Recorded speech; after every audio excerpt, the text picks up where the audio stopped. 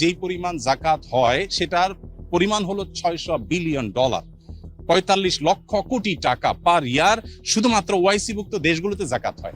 আমাদের দেশে সেই জাকাতের টাকা আনার কোনো প্রপার ওয়ে সেভাবে নাই। তো আমরা প্রস্তাবনা দিয়েছি যে যদি সেটাকে আনার ব্যবস্থা করা হয় তাহলে আমাদের জাতীয় অর্থনীতিতে এটা ব্যাপক ভূমিকা রাখবে ইনশাআল্লাহ, এবং সেই সাথে দরিদ্রকে সাময়িক কিছু টাকা পয়সা দিয়ে তার দারিদ্র আসলে দূর করা যায় না, বরং তাকে আইদার স্কিল ডেভেলপ করে দেওয়া আর না হয় তাকে স্বাবলম্বী করার কোনো একটা প্রসেসে যাওয়া, যেটা আমরা সুন্নাহ থেকে করছি।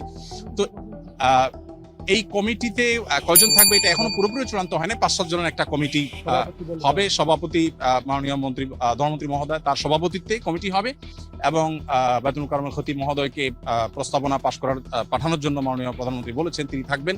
আর আমাকে যেহেতু তিনি অনুরোধ করেছেন আমি হয়তো থাকার চেষ্টা করবো। সেই সাথে ইসলামী অর্থনীতি বিশেষজ্ঞ হিসাবে আমরা দেশ থেকে দেশের বাইরে থেকে 1-2 জনের নাম প্রস্তাব করেছি। তাদের সবাইকে নিয়ে হয়তো কমিটি গঠন হবে। কমিটি একটা সুপারিশ করবে, এবং এটা কোনো গভর্নমেন্ট সবার কাছ থেকে জাকাত কালেক্ট করবে, বাধ্যতামূলক গভর্নমেন্টকে দিতে হবে, ব্যাপারটা সেরকম না।